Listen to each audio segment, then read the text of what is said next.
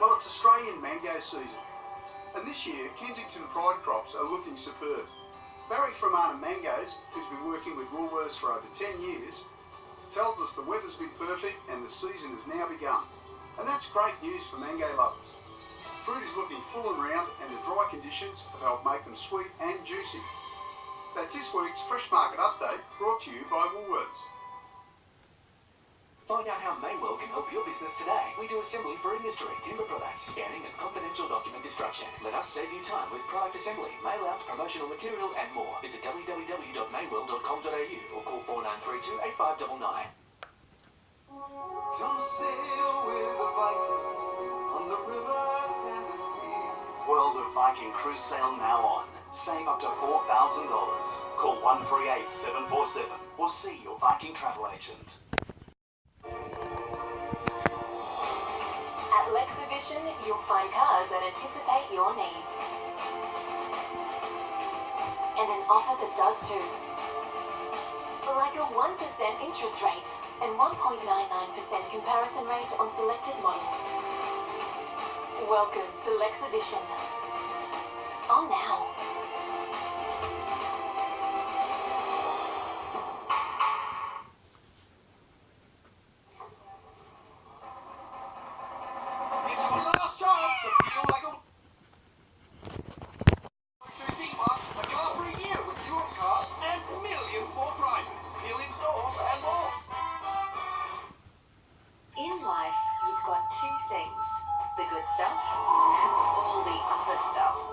Newcastle Permanent, we reckon you should be able to enjoy more of the good stuff. So we support a bunch of community events for everyone to enjoy. We invest more than $1.5 million in community programs every year. Because helping you and your family enjoy more of the good stuff is what we're here for.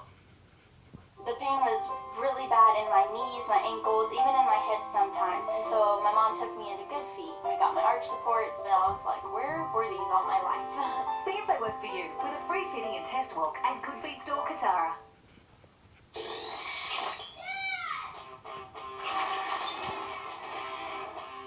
Need a win? A smoky cheese and bacon burger, small chips, 2 chicken chippies and a 250ml drink. Winner! All for $5. Now that's winner. Red Rooster. At Neve, we've hit a low note on our home loan rates. Jump online and try our home loan calculator to see how much you can save. Visit mebank.com.au. Donald Trump is celebrating tonight after a huge presidential victory, the result of which will last a generation. Judge Brett Kavanaugh has today been given a lifetime appointment to America's highest court, despite being accused of sexual misconduct. A moment to savour for Brett Kavanaugh, a moment of triumph for Donald Trump. I stand before you today on the heels of a tremendous victory for our nation, our people, and our beloved Constitution. Hours earlier in the Senate. Sergeant-at-Arms will restore order in the gallery. Protests continued even as senators were casting their vote. Mr. Alexander. It's been one of the most brutal confirmation fights in decades. Demonstrations and confrontations. Look at me when I'm talking to you. You're telling me that my thoughts doesn't matter. After 3 women accused the judge of sexual misconduct, including Christine Blasey Ford. I am here because I believe it is my civic duty to tell you what happened to me. The FBI investigated, its findings inconclusive, clearing the way for the Senate to confirm the lifetime appointment, the president's second in 2 years, which can have a huge influence on the direction of the nation for a generation.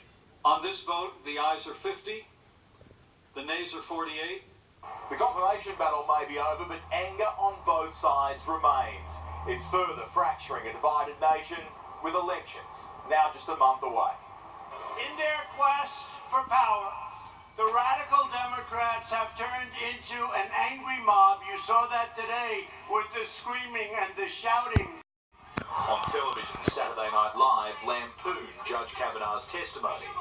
Boys like beer, girls like beer, I like beer. I like beer. While the president's favourite news network, Fox, toasted the victory.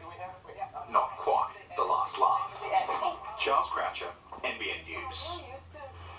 A satellite time-lapse image shows the moment the devastating earthquake struck Indonesia, liquefying the ground. Homes and buildings were obliterated as huge chunks of countryside slid downhill.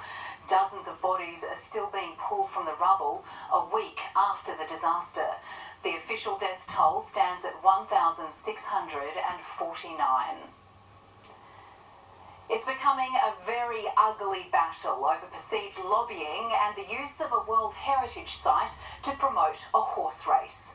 But today, the New South Wales Premier denied she'd been pressured over the decision to allow the Everest advertising to be beamed onto the Opera House, despite growing public anger. This is what we'll see on Tuesday night, an ad on the Opera House for the $10 million Everest horse race. Opera House Chief Louise Heron refused a Racing New South Wales request to emblazon the sails with colours, numbers and the Everest trophy until she was overruled by the Premier following this on radio. Not a billboard. Who said? What? Who said? You? Who the hell do you... Hang on, Louise, who do you think you are? That exchange sparked outrage. Before our very eyes, 10 hours later, it actually happened exactly like that, and Sydney's just said no. An online petition now has 50,000 signatures and climbing. With the Premier backing down to Alan Jones on that, and that's emblazoned on the Opera House, I don't think there's any coming back from that. I think it stinks. It's disgusting. I don't get it. It's not a billboard. It's a World Heritage Site. It belongs to everybody. It's beautiful. It's amazing. Don't cheapen it. But today the Premier simply doubled down, saying negotiations have been going for weeks and that she was not pressured. The version that is going to be played or displayed on Tuesdays, much toned down to what the government was first presented with. I believe what we're doing is in the right interest of Sydney and New South Wales. And this is one of the biggest events of the year. Why not put it on the biggest billboard Sydney has? The opposition leader agrees, seeing no difference between promoting the Wallabies and a horse race. Using our best features, our landmark assets to promote Sydney, I think is a sensible thing to do.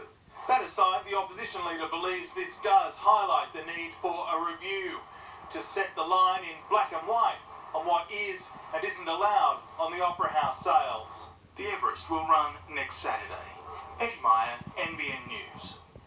Soccer balls stuffed with contraband have been stopped by security guards before they were made their way into a New South Wales prison. Filled with tobacco, mobile phones, SIM cards, chargers and a cigarette lighter. The balls were seized on Friday at a correctional centre in Windsor. 2 men were placed in segregation after attempting to retrieve the items. Cyberbullies and online trolls could face up to 5 years in jail under a tough new crackdown across New South Wales. The changes to the law come just 14 months after 14-year-old schoolgirl Dolly Everett took her own life following relentless online harassment. The death of Dolly Everett started one of the hardest conversations we've had as a nation. She was this gorgeous, amazingly funny and talented girl that had so much to live for and could have been anything she wanted to be. Tragically, what she became, though, was the face of a new and cruel way of bullying. It can feel almost inescapable when you're being stalked, bullied and harassed online. Today, New South Wales announced tough new laws to tackle online abuse. Under proposed changes, the definition of stalking and intimidation will be broadened to include modern technology such as mobile phones and computers. An offender who seriously abuses people online will first receive an AVO from the courts. If they don't stop, they could face as much as 5 years jail. These changes give New South Wales Police the power to attack these offenders in their homes. At least 1 in 5 young Australians have experienced cyberbullying. So friends got on, hacked her account and just saying bad things about us. Not only do they get bullied at school, but now it's at home so that you're not getting away from it. While the opposition is supportive of these changes, they say it doesn't go far enough, saying that prevention is the best cure. No smartphones and smartwatches in schools. The penalties will be introduced to Parliament in the coming weeks. Friends and family of Quentin Kenihan have been left shocked by the sudden death of the Australian actor and advocate. The 43-year-old was known as the Little Aussie Battler because of his lifelong fight against serious bone disease and his advocacy for people with disabilities. Quentin Kenihan became a household name for breaking bones, more than 600 over his 43 years, and smashing every stereotype surrounding disability.